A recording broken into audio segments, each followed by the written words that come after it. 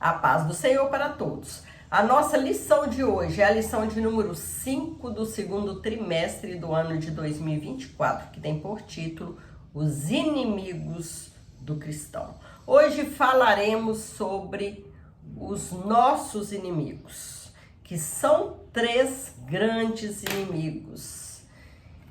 Um deles é o diabo, o outro é a carne e o outro é o mundo. Por isso, o cristão precisa estar diariamente em constante vigilância e oração, para não cair em tentação. O texto áureo que se encontra em Gálatas 5, versículo 25 e 26, nos diz: se vivemos no Espírito, andemos também no Espírito. Não sejamos cobiçosos de vanglórias, irritando-nos uns aos outros, invejando-nos uns aos outros. O cristão precisa estar andando em espírito, combatendo o mal. É em oração, é jejum, é com a ajuda do nosso Senhor que a gente consegue alcançar a vitória, vencer os inimigos da nossa vida. A verdade prática: na jornada da fé, há inimigos que tentam nos atrapalhar. O diabo, a carne e o mundo. Mas em Cristo somos mais que vencedores. Para vencer esses inimigos, é preciso estarmos em constante oração e vigilância. O nosso Senhor, é Ele que nos ajuda, é Ele que nos dá força, é Ele que nos ajuda a vencer cada luta, cada obstáculo que aparece em nossas vidas, para a gente chegar lá na frente vitoriosos. Na jornada da vida cristã, nos deparamos com perigos que ameaçam a trajetória do nosso caminho para o céu. Nela encontraremos 3 inimigos que buscam nos atrapalhar: o diabo, a carne e o mundo. O diabo e o mundo estão do lado externo da nossa trajetória. A carne, porém, está do lado de dentro. É a nossa natureza pecaminosa.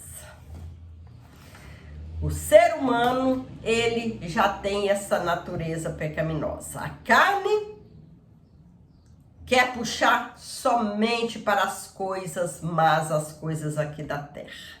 Mas o Espírito é ele que quer, que deseja, que busca as coisas de cima, busca as coisas do céu.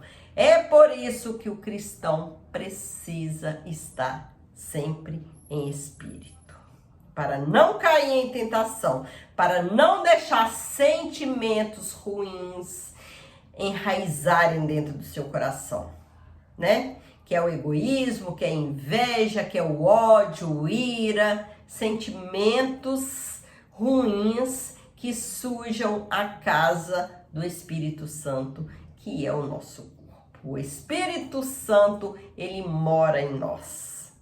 Mas para que ele venha habitar em nós, é preciso que essa casa, nosso corpo, esteja limpinhos. Sempre limpo. E vamos viver em vigilância e oração. É preciso que os dias são maus. O diabo, ele é real. A sua existência como pessoa é descrita desde o primeiro livro do Antigo Testamento. No Novo Testamento mostra a sua atuação por cerca de 25 vezes das 29 passagens dos evangelhos em que Jesus o menciona. Em seu ministério, nosso Senhor atesta a realidade de Satanás. Satanás existe, ele é real. É por isso que nós precisamos ter cuidado, ter vigilância, ter uma vida de santidade, ter o Senhor sempre junto conosco para alcançarmos vitória. O diabo, ele não brinca de ser diabo. Ele é um ser inteligente. Ele sabe como agir. Para cada pessoa, ele tenta algo diferente. Ele sabe das nossas fraquezas. E é ali que ele vai atuar, no ponto fraco do cristão. Mas o Senhor, ele está sempre conosco, tomando conta de nós. Mas para isso, é preciso que haja vigilância em nossas vidas. Porque o diabo, ele tentou até Jesus. Imagine nós, né? Ele é um ser ousado. A descrição de Satanás. As escrituras sagradas descrevem Satanás como um ser espiritual que pertencia a uma ordem angelical dos querubins, sendo mais exaltado. Em Judas 9, por ele pertencia a uma ordem elevada, está registrado que o arcanjo Miguel contendeu com Satanás a respeito do corpo de Moisés, mas não ousou pronunciar juízo de maldição contra ele. De fato, Satanás é o chefe dos anjos caídos. Ele possui poder, porém, suas ações são limitadas. Ele age enquanto Deus permite. Até onde Deus permite o agir do diabo, ele vai. Porém, quando Deus fala daqui por em diante, não. É como aconteceu com Jó, né? Olhando a passagem de Jó, nós vemos que o diabo, Deus, ele permitiu que o diabo agisse, né, na vida de Jó. Porém, Deus o limitou. Pode atingir a carne dele, né? Tomar tudo dele, porém a vida dele vai ser preservada. Deus, ele não permitiu que o diabo tirasse a vida de Jó. Então, ele é poderoso. O diabo tem poder. Não é um ser com que o cristão ou qualquer outra pessoa possa brincar. Porque ele tem poder, ele age, ele é mau, né? Ele quer destruir. Então é por isso que nós temos que ter vigilância, temos que orar, pedir a misericórdia do Senhor, para não sermos destruídos por ele. Que ele é o inimigo de Deus, ele é o inimigo nosso, ele quer nos destruir, mas o sangue do Senhor tem poder para nos proteger. O Senhor é maravilhoso. Ele é visto como Deus desse século, o príncipe da potestade do ar. Também podemos afirmar que Satanás é um ser que possui personalidade. Ou seja, ele é inteligente. Ele tem inteligência para agir. Ele tem raiva. Ele tem desejos, vontade própria. Nosso Senhor considerava Satanás como uma pessoa e por isso usou pronomes pessoais para se referir a ele. Então não é tempo de brincarmos, né? Não podemos brincar, porque Satanás, ele é um ser inteligente. Ele é mau, ele quer nos destruir. O desejo dele é destruir a igreja, né?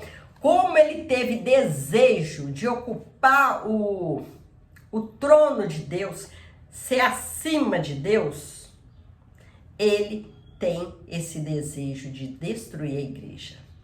porque ele conhece o céu, ele conhece as maravilhas, conhece. Ele foi expulso do céu e ele sabe que a igreja vai para lá. Então é por isso que ele tenta de todas as formas destruir a igreja do Senhor. Ele é mau, ele não brinca de ser de diabo. Então nós não podemos brincar de ser crente. Temos que vigiar, temos que orar, temos que santificar cada vez mais a nossa vida. A cada dia chegarmos mais a Deus. Que Deus, ele é o nosso, ele é o nosso aconchego. Ele é o nosso refúgio. É nele que nós deixamos o nosso cansaço. É nele que depositamos nossa fé. É nele que buscamos força para continuar de pé. Sem Jesus não somos nada. Não podemos nada. A identidade do inimigo. Podemos conhecer o inimigo por meio dos nomes que a Bíblia usa para descrevê-lo. Serpente refere-se à sua sagacidade e astúcia. Satanás mencionado 52 vezes, que é adversário e opositor. Diabo aparece 35 vezes, acusador. É ele que acusa o cristão. Ele nos acusa. Maligno revela o seu caráter mau. Dragão vermelho revela a sua ferocidade. Tentador, ação tentadora no campo da mentira e da imoralidade. Enganador, Belzebu, pessoa má sem valor. Esses nomes revelam uma natureza cruel, perversa e destruidora do nosso inimigo. Ele é mau. O que podemos fazer é procurar nos achegar mais e mais a Deus. Porque é em Deus que nós encontramos refúgio. Deus é a nossa fortaleza. É o nosso esconderijo. É Ele que nos protege, né? Nós, falando como pais, né? O nosso desejo não é proteger os nossos filhos de todo mal. Assim é Deus conosco. E Ele é muito melhor, né? Que nós somos pecadores, né? Nós somos falhos. Mas Deus não, Deus é perfeito. Imagine se nós procuramos proteger os nossos filhos de todo mal, né? Se a gente pudesse viver com eles, agarradinho em nós, protegendo, né? A vida toda a gente faria isso, né? Agora imagine Deus conosco, né? Deus quer nos proteger, mas para nos proteger nós temos que chegar a Ele, né? Como nós humanos, nós vamos proteger nossos filhos se nossos filhos querem cada dia mais afastar de nós, né? Então assim é com Deus, nós temos que nos achegar a Deus, para que Deus nos proteja contra esse inimigo que quer nos destruir. Ele quer nos derrubar, quer nos levar para o inferno. Mas o Senhor, que tem misericórdia, o amor dele é muito grande para conosco. O inimigo, ele não brinca.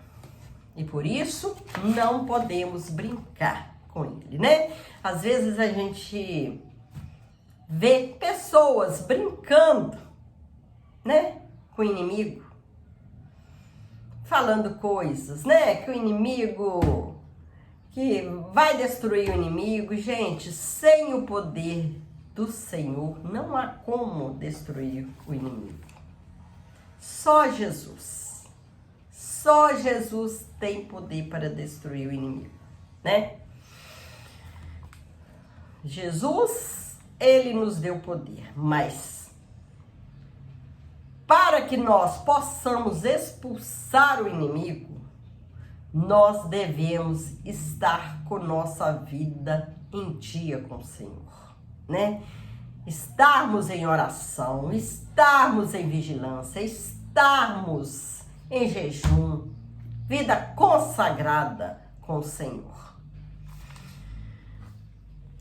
Agora nós vamos falar sobre o segundo inimigo do cristão, que é a carne.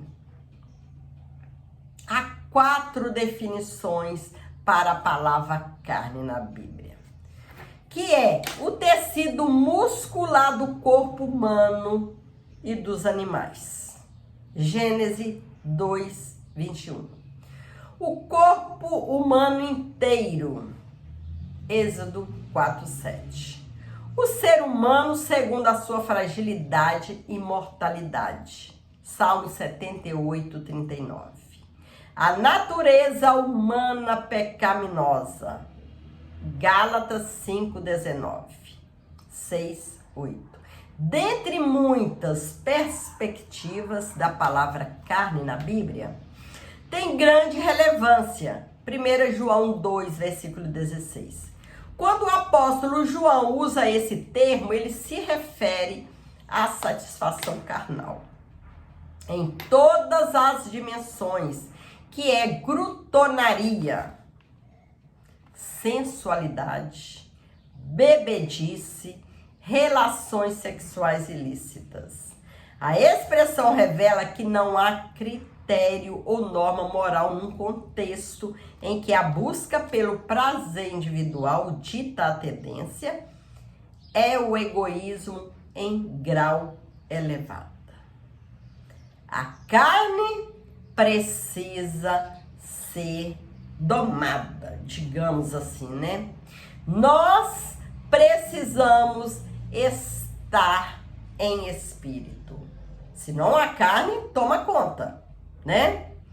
E nos faz pecar, cair em tentação com glutonaria, né? Sensualidade, né? Querer aparecer, bebedeira, relações sexuais ilícitas. O cristão precisa estar em vigilância. Em vigilância e em oração. O crente que não ora, o crente que não vigia, é uma presa fácil para o diabo, para a carne, para o mundo tragar. A carne no Novo Testamento. Na perspectiva do Novo Testamento, o termo grego sarx, isto é, carne, é uma referência direta à totalidade da natureza humana pecaminosa. A parte de Deus degradada sem a presença do Espírito Santo. Em suas cartas, o apóstolo Paulo evidencia o que uma natureza dominada pela carne pode produzir. A carne opõe-se a Deus e aos seus propósitos, pois ela tenciona caminhar de modo independentemente do Altíssimo. Seu desejo e vontade estão fora dos planos divinos. Ela faz com que o ser humano haja como se fosse o próprio Deus. É por isso que nós precisamos estar em espírito. Porque senão a carne, ela vai nos levar à tentação. Ela quer caminhar sozinha, né? Quer ser independente. A carne acha que não depende de Deus. O desejo da carne estão fora dos planos divinos. Ela faz com que o ser humano haja como se fosse o próprio Deus. A carne quer ser vista. A carne puxa para as coisas aqui da terra. A carne foi feita da terra. Ela puxa para as coisas daqui, né? Da terra. E o espírito veio do alto, né? O espírito puxa para as coisas celestiais. É por isso que precisamos viver em espírito, né? O crente carnal que deixa a carne dominar não alcança vitória. É uma presa fácil, né? Para que o inimigo venha e derruba. A perspectiva doutrinária da palavra carne. Doutrinariamente, a carne é a natureza humana depois da queda de Adão. Como vimos, a expressão carne pode ser usada para se referir ao corpo humano, mas também a natureza pecaminosa, né? Desde que Adão e Eva pecaram, essa natureza pecaminosa nós adquirimos dos nossos pais, né? Passados, Eva e Adão. Nesse sentido, embora uma mesma palavra possa trazer sentido diferente, não há razão de confundir entre carne como corpo e carne como natureza pecaminosa, pois que é produzido pela natureza pecaminosa, logo é reconhecido como, por exemplo, a idolatria é uma obra da carne, ou seja, da natureza humana pecaminosa, né? Idolatria é pecado? É pecado adorar coisas, né? Outros deuses acima de Deus, né? Adorar coisas vem da carne, né? A glutonaria vem da carne. Os desejos vêm da carne. Então, nós devemos estar em espírito. É preciso o crente ter vigilância.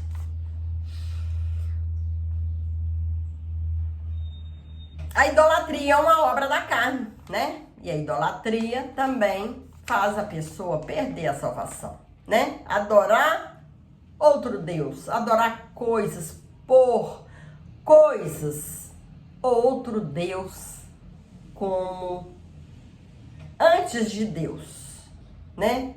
Antes do nosso Senhor, do Deus Todo-Poderoso, né? Por exemplo, colocar o dinheiro, colocar o corpo, né? Adorar o próprio corpo, né? Porque pode acontecer, na atualidade tá havendo muito isso, né? Se a pessoa não tá satisfeita, né? Com algo no corpo, vai tira, vai coloca, vai idolatrando à procura daquele corpo perfeito, deixando a carne dominar, né? Colocando a vaidade, o corpo, né? Para ser adorado, uma primícia na sua vida, né? No centro da sua vida, ser perfeita. Porém, o cristão, ele precisa ter Jesus como centro da sua vida, né? Não adorar a si mesmo, né? Não adorar a carne, não adorar o dinheiro. É claro que precisamos trabalhar, correr atrás, né, do dinheiro para manter, né, nossa existência aqui, manter nossa mesa cheia, né, o guarda-roupa, né, manter a família, é claro, mas não colocar em primeiro lugar. Primeiro lugar vem Deus. E claro também que precisamos cuidar do nosso corpo, né? Que o corpo é o templo do Espírito Santo, precisa ser bem cuidado, vestido, mas não ser idolatrado, né? Não usar o corpo como algo assim para atrair os olhares das pessoas, digamos assim, né? Deus, ele é o centro, é ele que precisa ser o centro da nossa vida. Ele em primeiro lugar. E estando em espírito, as coisas nós vamos procurando melhorar cada dia, santificar as nossas vidas, né? Vendo o que é certo e o que é errado. O terceiro inimigo do cristão, que é o mundo. Há 5 conotações bíblicas para a palavra mundo, que é a terra, o conjunto das nações conhecidas, a raça humana, o universo, o que se opõe a Deus. Esse tem o diabo como chefe e vive na impiedade. De modo geral, a Bíblia usa a palavra mundo para descrever grandes realidades. O planeta Terra em que habitamos. As pessoas que vivem de maneira independente de Deus, né? Que não quer nem saber de Deus, que acha que pode seguir sozinha.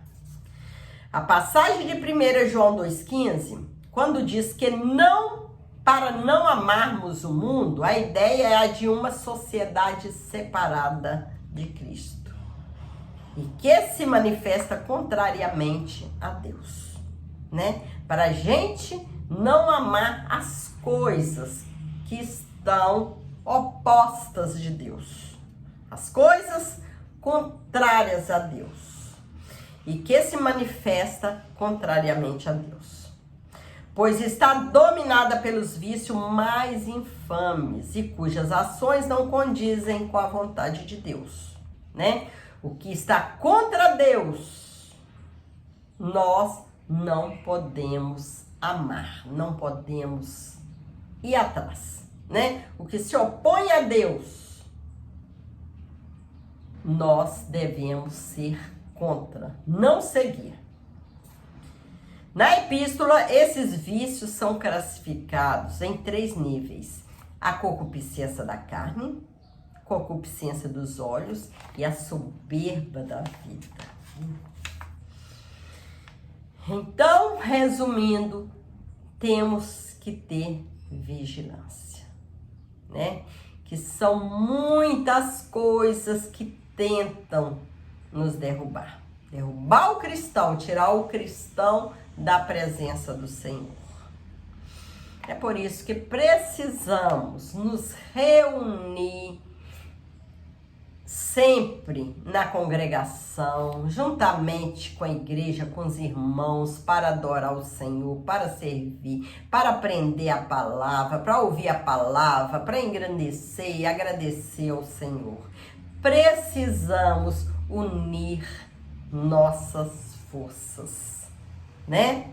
Unir as nossas forças, ir para a igreja, que o Senhor ali, Ele vai restaurar nossas forças quando a gente estiver enfraquecido. É em Jesus que nós encontramos força. De nós não podemos nada. Nós não conseguimos sozinhos lutar, vencer a carne, vencer o diabo e vencer o mundo. Só com a presença do Senhor, só com a ajuda do Senhor, nós podemos vencer esses 3 inimigos. 3 níveis de vícios infames. As concupiscências da carne, dos olhos e a soberba da vida são níveis de vícios infames que todo cristão encontrará diante da sua jornada. A concupiscência da carne tem a ver com a natureza humana completamente dominada pelo pecado, corrompida, decaída pelo ato do corpo para fins maléficos e imorais. Né? Quantas pessoas, né, estão aí no mundo completamente escravizados pelo pecado, com a natureza humana corrompida, decaída. Todo o corpo, todo ato do seu corpo usando para fins maléficos, né? Tudo que se diz contrário a Deus. E Deus, Ele continua usando os seus servos, usando a igreja para ali falar do seu amor, tentando resgatar. Deus quer resgatar essas vidas.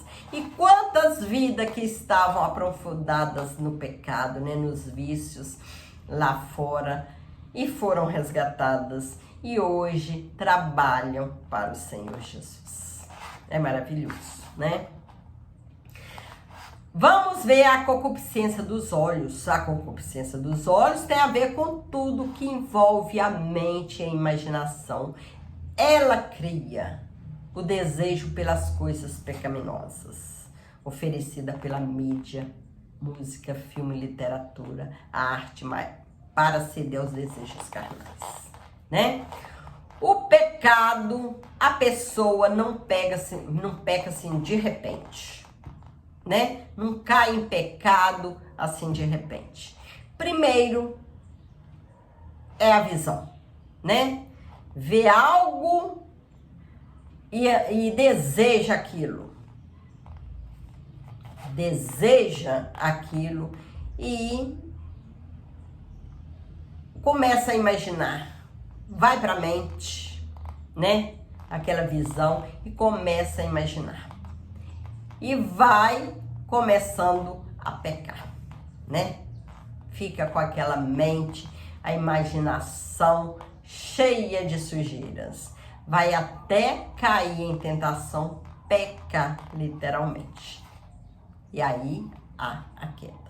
É por isso que quando vemos alguma coisa, né, que sentimos perigo, é não olhar a segunda vez, né? A gente pode olhar ver um exemplo, o adultério. Ninguém vai chegando e adulterando, caindo em pecado, né? O adultério começa com o primeiro olhar, né? O primeiro olhar, você sentiu alguma coisa, sentiu o perigo, não olhe outra vez. Não fica teimando em olhar, porque senão a queda é fatal. E se o crente estiver no Espírito, estiver diante de Deus com a vida consagrada, ele sabe discernir, né? O bem do mal, ele consegue ver o perigo que está te rodeando. É importante vivermos em vigilância e em oração. A soberba da vida. Esse nível de vício expressa a autoglorificação do homem no pecado, denotando seu egoísmo, vanglória. O homem querendo, né, ser o centro de tudo. É o homem da atualidade que despreza Deus, despreza Criador, acha que pode viver sem Deus. Outros acham que Deus não existe, completamente ateu. Esse é o homem soberbo, que acha que pode tudo, um homem egoísta. Esse nível de vício expressa uma autoglorificação. É ele que se gloria, acha que ele é tudo. Então, é preciso tomar cuidado. Até o próprio, né, cristão, aquele que serve a Deus, né, digamos assim, vamos falar, aquele que tem o dom, né, do louvor, que louva, tem que ter muito cuidado, vigiar, porque ele pode se vangloriar, né? Achar que tá fazendo tanto sucesso, querer o aplauso, né, das pessoas, que acaba esquecendo de chegar a Deus. Como nós temos vistos, né, aí pela internet, quantos cantores já caíram por causa disso? Deixaram o eu se elevar tanto, querer ser mais alto do que Deus, achar que é autossuficiente, né? Achar que pode tudo, que não precisa mais de Deus. Chegou no alto, mas aí a queda é bem maior. Então, Deus em primeiro lugar. Essa caminhada tem que ser bem vigilante mesmo e orar. Vencendo o mundo, há um sistema carnal que age sob o controle maligno, que busca nos remover do caminho que leva ao céu por meio de ideologia anticristãs, estilo de vida que não glorificam a Deus e formas contrárias aos valores do Evangelho. Para vencer essas investidas é preciso ter uma vida cheia do Espírito. É preciso também viver plenamente em Cristo, fazendo a vontade de Deus. Sendo assim, precisamos nos sujeitar a Ele, a Deus, resistir ao diabo, pois temos a sublime promessa que Ele fugirá de nós. E Deus, Ele está conosco. O Espírito Santo, Ele habita naquele que serve ao Senhor, naquele que tem uma vida santa, né? E deixa Deus nos usar do jeito que Ele quiser. Mas que toda honra, toda glória seja dada a Ele, porque somente Ele é merecedor de toda honra e toda glória. E somente Ele pode vencer o inimigo. Chegamos à conclusão da lição de hoje. O apóstolo Pedro nos adverte a respeito do plano do inimigo em nos tragar. 1 Pedro 5,8. Com o objetivo de destruir a obra realizada por Cristo em nossas vidas. O diabo, ele quer nos tragar, quer nos derrubar. Ele quer enfraquecer a nossa caminhada rumo aos céus. A ação diabólica é feita mediante aos ataques do inimigo. O inimigo, ele nos ataca de todo lado, né? Principalmente quando estamos consagrando a nossa vida. É aí que ele usa parente, usa vizinho, colegas, né? Usa tudo que ele pode para tentar nos destruir. Mas se a gente tiver em espírito, tiver vigilante, né? Vigiando, a gente sabe que é algum ataque dele, né? E sabe como resistir com o poder do Senhor. Então, para não ceder aos seus ardis, precisamos viver constantemente sob a presença do Espírito Santo, preparados e fortalecidos em Deus. Gálatas 5,16, Efésios 6:10. Então, essa lição nos ensina que nós precisamos viver constantemente em vigilância, em oração, para vencer esses 3 inimigos do cristão. Esses 3 inimigos nossos, que são o diabo, a carne e o mundo. Estando com Cristo, né, na presença do Senhor, nós somos vencedores.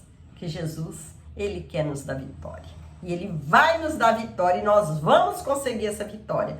Chegar ao céu, morar com o Senhor. E a nossa morada já está preparada. Fique com Jesus e que Jesus abençoa muito. Amém.